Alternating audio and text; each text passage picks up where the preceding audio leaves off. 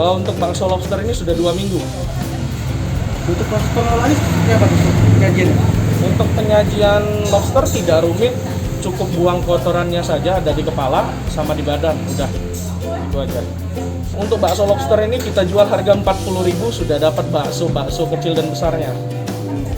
Keunggulannya apa sih dengan ini? Ya, untuk keunggulan yang jelas kita tetap mengisi dengan bakso rusuk, jadi bakso rusuknya tidak tinggal. Jadi bakso lobster combine dengan bakso rusuk. Nah ini kalau berapa tuh?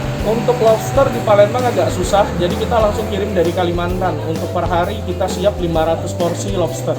Berapa kilo kira-kira habis? Untuk 500 kilo itu kisaran 40 kiloan. Ini berapa sih banyak yang laku untuk khusus untuk bakso lobsternya?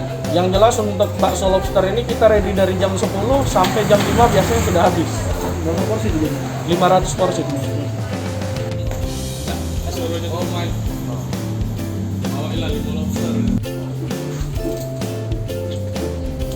Tapi kalau mau combine sama ini